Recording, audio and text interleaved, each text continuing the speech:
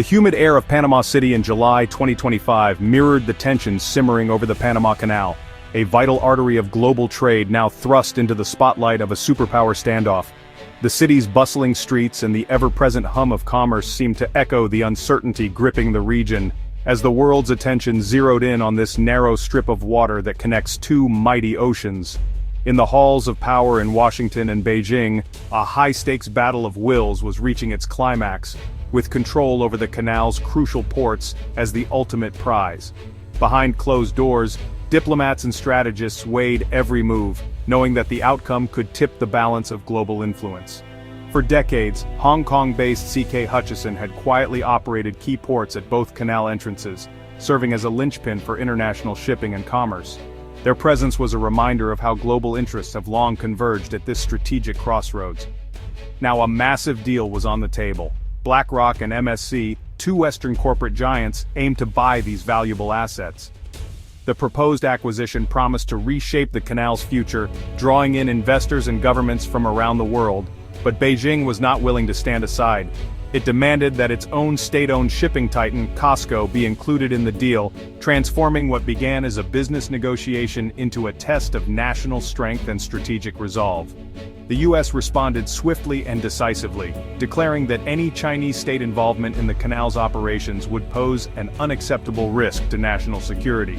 American officials warned of the dangers of allowing a rival power to gain a foothold at such a critical choke point. Congress echoed these concerns, holding hearings and issuing stern warnings that Chinese control would represent a strategic foothold for a rival power, potentially threatening the free flow of global commerce and undermining US interests in the region. For Panama's new government under President Mulino, the situation was a delicate balancing act, caught between the competing demands of two global giants, each eager to sway the country's future. Mulino's administration had already taken bold steps to limit Chinese influence, earning praise and support from Washington, but also risking economic and diplomatic backlash from Beijing. Now Panama found itself in the middle of a superpower tug-of-war, its choices scrutinized by allies and adversaries alike. The stakes had never been higher for this small but strategically vital nation. The fate of the ports deal, and the canal's future, hung in the balance, with every decision carrying consequences that would ripple far beyond Panama's borders. This was more than a business dispute, it was a symbol of a new era of great power competition, where economic interests and geopolitical ambitions collide on the world stage. The outcome would shape not just Panama, but the global order, influencing trade, security, and alliances for years to come. The world watched with bated breath as the drama at the canal's edge unfolded, knowing that the decisions made here could alter the course of history. The Panama Canal is more than a shortcut. It's a vital artery that keeps the world's commerce flowing. It's the beating heart of Western Hemisphere trade, a crossroads where continents and economies meet. This 82-kilometer marvel connects the Atlantic and Pacific, saving ships weeks of travel and fueling the global economy. Every day, dozens of vessels carrying everything from electronics to energy navigate its locks, making it one of the busiest and most important waterways on the planet. 72% of all cargo passing through the canal is US-bound or US origin, representing 14% of American maritime trade. For the United States, the canal is not just a convenience, it's a necessity. For American farmers, the canal is essential. Without it, their crops would face longer, costlier journeys to reach global markets. Nearly a third of US soybeans and a fifth of its corn travel this route to Asia. These exports feed millions and support countless American jobs. The canal is also a strategic asset for the US Navy, allowing warships to move swiftly between oceans. In times of crisis, this mobility can mean the difference between peace and conflict. Control over the canal's access points is a matter of national security. Protecting this gateway is a top priority for the US government. If a rival power gained influence over the ports, they could disrupt or monitor US naval movements, threatening both commercial and military interests. The canal is a choke point. Any disruption can send shockwaves through global supply chains, causing delays and economic losses worldwide. The pandemic showed how fragile these arteries are. A blockage can mean shortages and price hikes worldwide. Even a brief closure can ripple across continents, affecting everything from food to fuel. The prospect of China having power to disrupt the canal is a risk the US refuses to accept. The competition for influence here is fierce and ongoing. The fight over the ports is about more than business. It's about the stability of a vital global artery. Whoever controls the canal holds sway over a key piece of the world's economic infrastructure. The stakes are high for every nation that relies on the canal. Its smooth operation ensures that goods, resources, and energy reach their destinations on time. The outcome will shape the future of global trade, determining who benefits and who loses in the decades to come. The world's eyes are on Panama. Every decision made here echoes across continents and industries.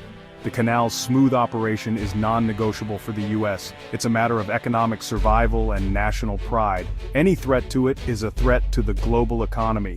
The world's prosperity depends on this narrow stretch of water. That's why this conflict matters, not just for Panama or the U.S., but for every nation connected by trade. The flashpoint ignited in early 2025, sending shockwaves through the corridors of power in Washington and beyond. But the seeds of this crisis were sown years before, as global trade routes quietly shifted and new players emerged on the world stage. C.K. Hutchison, a powerful Hong Kong conglomerate, had long owned two strategic ports at the canal's Atlantic and Pacific gateways, giving it immense influence over global shipping. When C.K. Hutchison decided to sell its port assets, the world's attention turned to the bidding war. BlackRock and MSC, two Western giants, stepped in with a staggering $23 billion offer for 43 ports worldwide, including the crucial ones in Panama. On the surface, it looked like a major win for the U.S. and its allies. Western firms would finally control the canal's vital gateways, securing a key artery of global commerce. But China was not about to let its influence slip away. Beijing intervened, demanding that its state-owned shipping giant COSCO be made an equal partner in the deal. This bold and unexpected move instantly transformed a business transaction into a high-stakes geopolitical showdown, with both sides unwilling to back down. Reports soon surfaced that BlackRock, MSC, and C.K. Hutchison were open to including COSCO, hoping to appease Beijing and avoid a major international dispute. For Washington, however, this was a red line.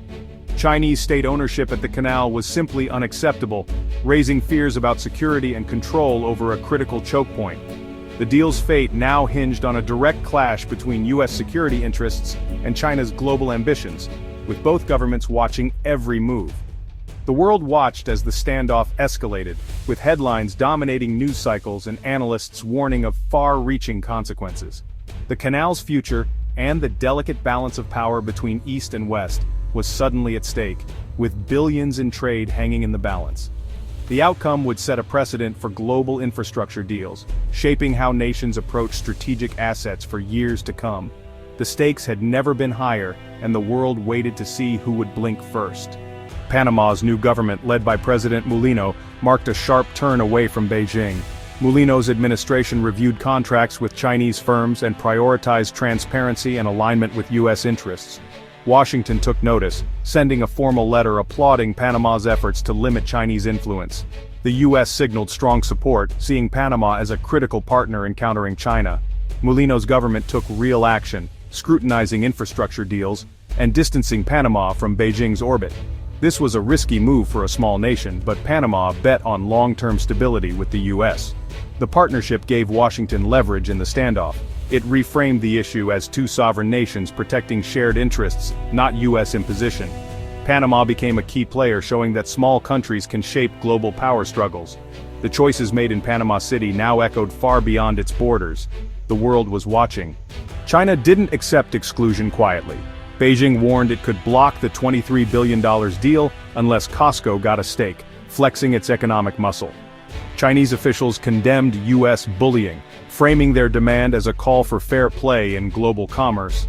But behind the rhetoric was a clear ambition: the maritime Silk Road, China's plan to control key ports worldwide. The Panama Canal is a crown jewel in this strategy.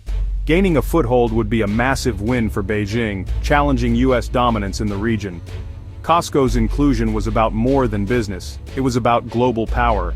China saw the U.S. as a declining hegemon and wanted to prove the old order was changing. The demand for a stake in the canal's ports was a calculated move in a high-stakes chess match. The world braced for the next move. The Trump administration drew a hard-line no Chinese state role at the canal's ports. The White House, State Department, and Pentagon agreed. COSCO's involvement was a direct threat to U.S. security. President Trump warned that all options, even military, were on the table to protect American interests. Congress backed this stance, declaring the canal's security synonymous with America's own. The message to dealmakers was clear: include Costco, and face the full wrath of the U.S. government. U.S. officials argued that Chinese firms like Costco serve the Communist Party, not just shareholders. Any access to port data could be weaponized in a crisis. The U.S. made it clear the canal's security was non-negotiable. U.S. fears are rooted in security, not just economics. Modern ports are data-rich hubs. Chinese control could mean access to sensitive cargo and naval movement information. The Pentagon worries about surveillance and potential disruption of military logistics. In a crisis, a hostile operator could cripple supply chains or slow U.S. deployments. Under Chinese law, Costco must cooperate with state intelligence.